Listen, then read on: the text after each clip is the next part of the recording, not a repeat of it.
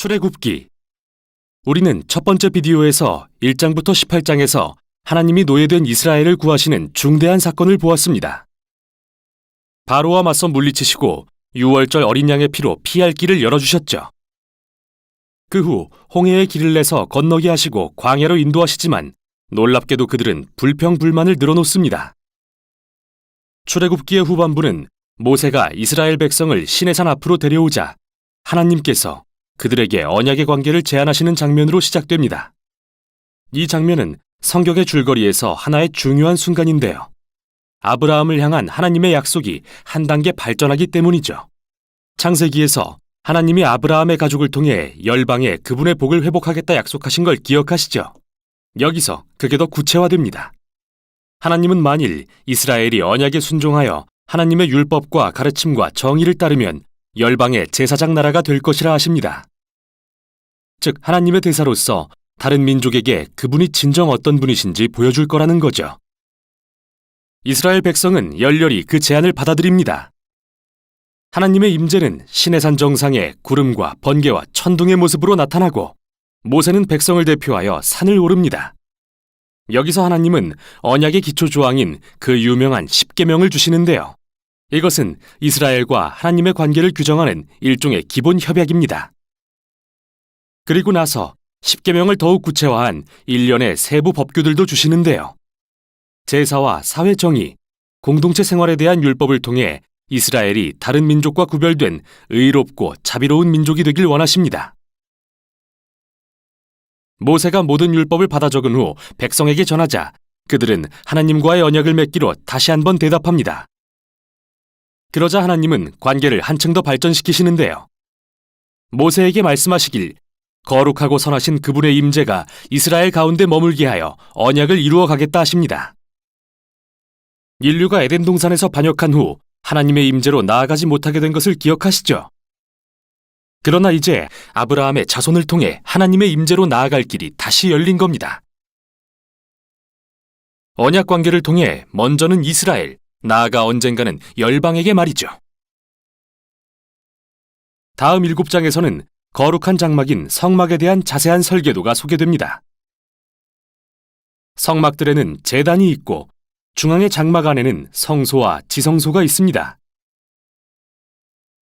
가장 거룩한 장소를 뜻하는 지성소에는 언약궤로 불리는 금상자가 있고 그 뚜껑에는 천사 둘이 앉아 있는데 바로 여기가 하나님의 임재가 머무는 장소죠. 또한 성물에 대한 자세한 설명이 나오는데 모두 상징적인 의미를 갖는다는 게 중요합니다. 꽃, 천사, 금, 보석 이 모두가 하나님과 인간이 친밀하게 동행하던 에덴 동산을 떠올리게 하죠. 한마디로 성막은 움직이는 에덴인 것입니다. 하나님과 이스라엘이 평화롭게 함께하는 장소, 적어도 이론상으로는요. 그런데 여기서 정말 큰 문제가 일어나는데요.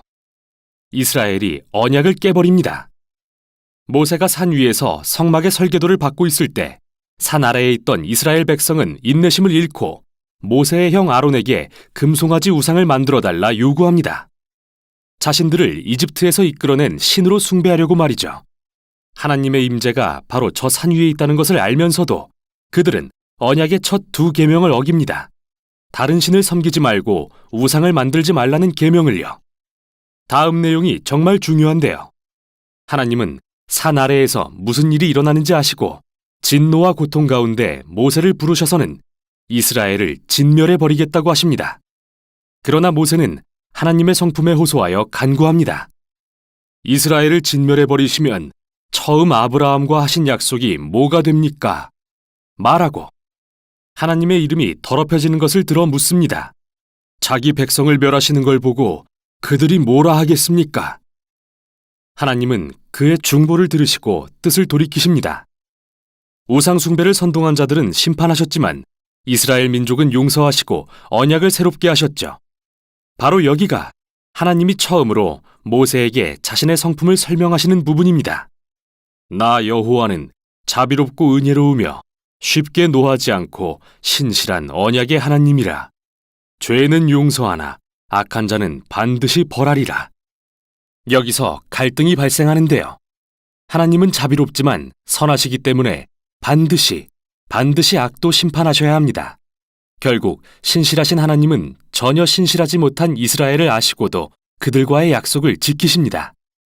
그들과 맺은 언약을 새롭게 하신 후 하나님은 모세에게 성막을 지으라 명령하시고 다시 한번 5장에 걸쳐 성막 건설의 자세한 설명이 이어집니다. 그리고 마지막 장에서 드디어 성막이 완성됩니다. 여호와의 영광스럽고 거룩한 임재가 회막을 감싸고 소망이 가득한 가운데 모세가 회막에 들어가려 하지만 들어갈 수가 없습니다. 모세가 들어가지 못하다. 이렇게 출애굽기가 끝나는데요. 생각해보면 그리 놀랄 일도 아닙니다. 이스라엘의 죄가 우리 생각 이상으로 하나님과의 관계를 상하게 했다는 것을 알 수 있으니까요. 출애굽기는 이스라엘과 하나님의 언약을 위협하는 바로의 악함으로 시작했지만 끝에 가선 이스라엘 자신들의 악함이 더 큰 문제가 됩니다. 언약의 미래를 위협하는 건 바로 그들의 죄라는 거죠.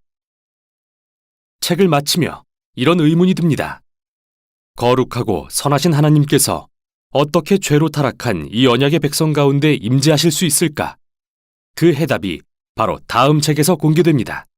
여기까지가 출애굽기였습니다. 제 19장. 이스라엘 자손이 애굽 땅을 떠난 지 3개월이 되던 날 그들이 시내 광야에 이르니라. 그들이 르비딤을 떠나 시내 광야에 이르러 그 광야에 장막을 치되 이스라엘이 거기 산 앞에 장막을 치니라. 모세가 하나님 앞에 올라가니 여호와께서 산에서 그를 불러 말씀하시되 너는 이같이 야곱의 집에 말하고 이스라엘 자손들에게 말하라. 내가 애굽 사람에게 어떻게 행하였음과 내가 어떻게 독수리 날개로 너희를 업어 내게로 인도하였음을 너희가 보았느니라. 세계가 다 내게 속하였나니 너희가 내 말을 잘 듣고 내 언약을 지키면 너희는 모든 민족 중에서 내 소유가 되겠고 너희가 내게 대하여 제사장 나라가 되며 거룩한 백성이 되리라. 너는 이 말을 이스라엘 자손에게 전할지니라. 모세가 내려와서 백성의 장로들을 불러 여호와께서 자기에게 명령하신 그 모든 말씀을 그들 앞에 진술하니 백성이 일제히 응답하여 이르되 여호와께서 명령하신 대로 우리가 다 행하리이다. 모세가 백성의 말을 여호와께 전하매 여호와께서 모세에게 이르시되 내가 빽빽한 구름 가운데서 네게 임함은 내가 너와 말하는 것을 백성들이 듣게 하며 또한 너를 영영히 믿게 하려 함이니라. 모세가 백성의 말을 여호와께 아뢰었으므로 여호와께서 모세에게 이르시되 너는 백성에게로 와서 오늘과 내일 그들을 성결하게 하며 그들에게 옷을 빨게 하고 준비하게 하여 셋째 날을 기다리게 하라. 이는 셋째 날에 나 여호와가 온 백성의 목전에서 시내산에 강림할 것임이니 너는 백성을 위하여 주위에 경계를 정하고 이르기를 너희는 삼가 산에 오르거나 그 경계를 침범하지 말지니 산을 침범하는 자는 반드시 죽임을 당할 것이라. 그런 자에게는 손을 대지 말고 돌로 쳐 죽이거나 화살로 쏘아 죽여야 하리니 짐승이나 사람을 막론하고 살아남지 못하리라 하고 나팔을 길게 불거든 산 앞에 이를 것이니라 하라. 모세가 산에서 내려와 백성에게 이르러 백성을 성결하게 하니 그들이 자기 옷을 빨더라. 모세가 백성에게 이르되 준비하여 셋째 날을 기다리고 여인을 가까이 하지 말라. 셋째 날 아침에 우레와 번개와 빽빽한 구름이 산 위에 있고 나팔 소리가 매우 크게 들리니 진중에 있는 모든 백성이 다 떨더라. 모세가 하나님을 맞으려고 백성을 거느리고 진에서 나오매 그들이 산기슭에 서 있는데 시내산에 연기가 자욱하니 여호와께서 불 가운데서 거기 강림하심이라. 그 연기가 옹기가마 연기같이 떠오르고 온 산이 크게 진동하며 나팔 소리가 점점 커질 때에 모세가 말한즉 하나님이 음성으로 대답하시더라. 여호와께서 시내산 곧 그 산 꼭대기에 강림하시고 모세를 그리로 부르시니 모세가 올라가매 여호와께서 모세에게 이르시되 내려가서 백성을 경고하라. 백성이 밀고 들어와 나 여호와에게로 와서 보려고 하다가 많이 죽을까 하노라. 또 여호와에게 가까이 하는 제사장들에게 그 몸을 성결히 하게 하라. 나 여호와가 그들을 칠까 하노라. 모세가 여호와께 아뢰되 주께서 우리에게 명령하여 이르시기를 산 주위에 경계를 세워 산을 거룩하게 하라 하셨사온즉 백성이 신의 산에 오르지 못하리이다. 여호와께서 그에게 이르시되 가라. 너는 내려가서 아론과 함께 올라오고 제사장들과 백성에게는 경계를 넘어 나 여호와에게로 올라오지 못하게 하라. 내가 그들을 칠까 하노라. 모세가 백성에게 내려가서 그들에게 알리니라.